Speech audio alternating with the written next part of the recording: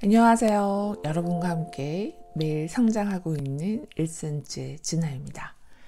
오늘 읽어드릴 책은 돈의 감정 중에서 돈을 현명하게 사랑하는 법이라는 챕터예요. 돈을 사랑하겠다고 결정하라. 그렇다면 나에 대한 사랑과 돈을 향한 사랑에서 완벽히 시사하는 바는 무엇일까? 자신을 대하듯 돈을 대해야 한다. 관심을 가지고 서로를 알아가고 혼자 그리고 돈과 함께 시간을 보내야 한다. 또 나의 강점과 약점을 알고 모두 포용하는 법을 배우며 어느 순간 나 자신을 사랑하고 돈을 사랑하겠다는 결정을 내린다. 이 수준에 다다르면 완벽하지 않은 것을 보고 자책하거나 비난하는 걸 그만두어야 한다. 우리는 할 수 있는 범위 안에서 매일 최선을 다하면 된다. 지난 날을 돌이켜보면서 그렇게 하지 말걸 이라고 후회하기는 쉽다. 그 당시에 있는 정보를 최대한 이용하여 최선의 결정을 내렸다. 하지만 만약 그 순간 다른 선택지가 있었다면 다른 결정을 내렸을 것이다. 자, 이제 많은 걸 깨달았으니 지금부터는 예전과는 다른 결정을 내려보자. 자신에게 친절하라. 이제는 무언가를 바꾸고 싶은 인생의 시점이다. 마음에 들지 않았던 과거의 일을 살펴보자. 정말 용기 있고 대담한 일이다. 자, 이제 다음 문장을 꼭 가슴에 새겨두자. 나 자신에게 친절하게 대하라. 누군가와 막 사귀기 시작했다고 상상해보자. 그 사람이 돌부리에 걸려 넘어지거나 빙판길에 미끄러진다 해도 너무 설레서 말을 더듬는다고 해도 최악이라고 생각하지 않는다. 이제부터 자신도 그렇게 대하면 된다. 자신과 새로운 관계를 시작하자. 연인을 대하듯 나를 사랑스럽고 너그럽게 대하며 알아가면 나 자신에게 진정한 호감을 느끼게 된다. 실수를 저질렀을 때 나 자신을 처벌하는 것은 이상한 사회 현상이다. 몇 년 전 말을 조련하는 코치와 워크숍에 참석했을 때 얻은 깨달음이다. 나를 포함한 4명이 한 조였는데 우리에게 말고삐를 매는 과제가 주어졌다. 우리는 한 줄로 몸을 숙여야 했다.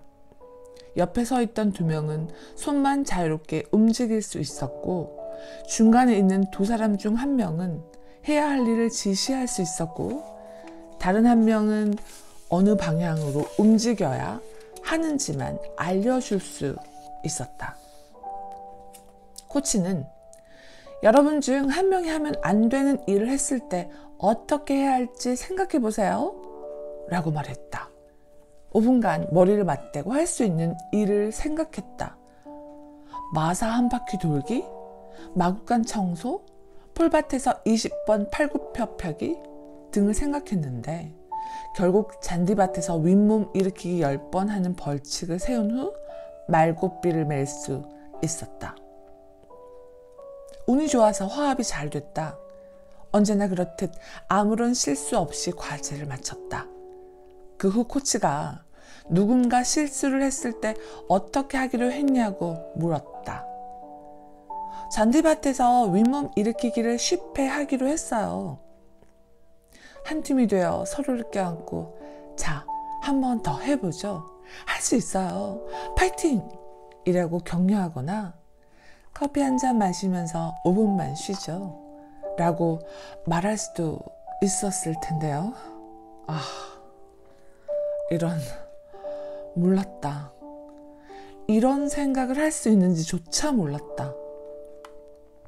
누군가가 실수를 저질렀을 때 그 사람을 나무라는 대신 실수를 본보기 삼아 다시 시도해 본다면 얼마나 좋을까?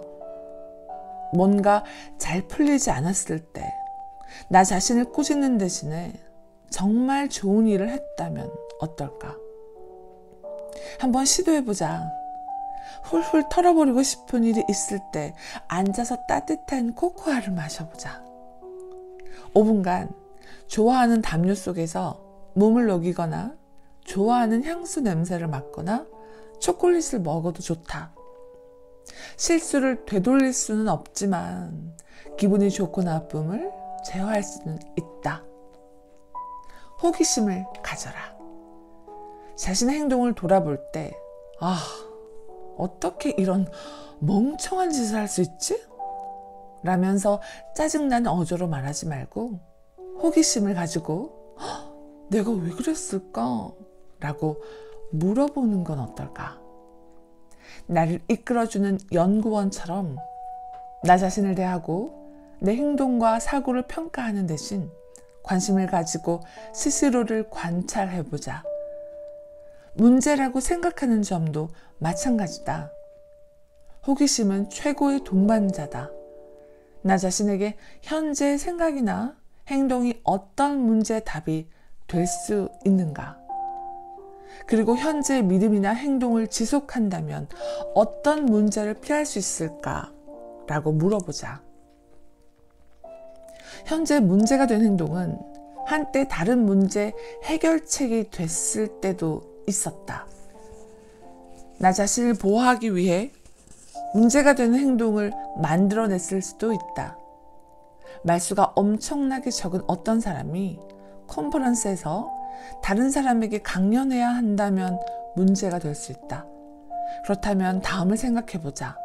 왜 말수가 적어지는 걸까? 말을 아껴서 자신을 보호한 적이 있었던가? 이 사람은 예전에 어머니가 무언가를 제안했을 때 아버지가 무례하게 말을 가로막는 분위기 속에서 자랐을 수도 있다. 아니면 반대로 아버지의 말을 어머니가 중간에 끊었을 수도 있다. 어린 시절 부모님의 모습을 관찰하면서 아무 말도 하지 않으면 난 안전할 거야 라고 생각해서 나 자신을 보호하기 위해 말을 아꼈을 수도 있다. 이제는 부모님으로부터 나 자신을 보호할 필요가 없다. 그래서 말수가 적은 건 해결책이 아니라 문제가 돼버렸다. 현재 생각이나 행동이 어떤 문제의 답이 될 수 있을까? 라는 질문을 함으로써 자신의 문제를 안타깝게 바라보고 지금의 문제가 한때는 해결책이었다는 걸 깨달을 수 있다. 한때 해결책이었던 문제에 정성을 담아 감사를 표하고 그 해결책을 떠나보낼 수 있다. 그러면 곧 사람들 앞에서 입을 뗄 수 있을 것이다. 문제 행동을 끊는 기적의 질문법. 문제되는 행동을 왜 하게 되었는지 기억이 안 난다면 그 행동을 멈추는데 도움이 되는 다른 질문을 던져보자. 그런 믿음이나 행동을 지속한다면 어떤 문제를 피할 수 있을까? 무엇부터 나 자신을 보호하기 위해 문제가 되는 사고와 행동을 하는 걸까? 카롤라는 프리랜서 그래픽 디자이너다. 카롤라는 일을 좋아했지만 생계를 겨우 이어갈 수 있을 정도의 돈만 벌었다. 20대 후반인데도 여전히 부모님에게 용돈을 받았다. 카롤라는 새로운 고객과의 작업 단가 협상을 앞두고 나를 찾아왔다. 너무 낮은 작업 단가를 말하기 직전이었다. 너무 답답했지만 어떻게 바꿔 나가야 할지 몰랐다. 정확히 문제가 뭐죠? 일단 첫 번째 질문을 던졌다. 전 항상 낮은 단가를 불러요. 그래서 일은 항상 많은데도 월말에는 돈이 없어요. 이런 믿음이나 행동을 지속한다면 어떤 문제를 피할 수 있고 무엇으로부터 나 자신을 보호할 수 있나요? 그녀는 대답하는데 시간이 좀 걸렸다. 이성적으로 따져본 후 어느 순간 부모님의 도움이 필요하지 않을 거라는 결론에 도달했다. 카롤라에게 부모님이 주는 용돈은 애정 표현이었다. 카롤라의 말을 빌리자면 돈이 없으면 부모님의 보살핌을 받을 수 있었다. 카롤라는 계속 부모님이 신경을 써줬으면 했다. 코칭을 하다 보니 그녀의 부모님이 회사를 설립하면서 딸에게 많은 시간을 쏟지 못했던 시기가 있었다. 그리고 그때부터 카롤라에게 이런 생각이 들기 시작했다.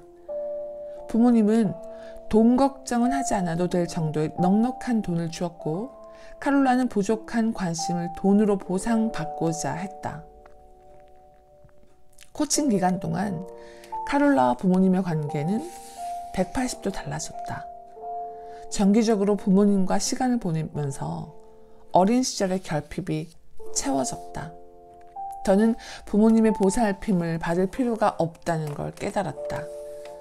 그렇다고 해서 카롤라는 다음날 아침부터 더 높은 작업 단가를 부를 수 없었지만 작업 단가를 높이는 방향으로 한 발짝 나아갔고 마침내 저축한 돈으로 휴가를 떠날 수 있게 되었다. 여러분도 오늘 성공하는 하루 되시길 바랍니다. 고맙습니다.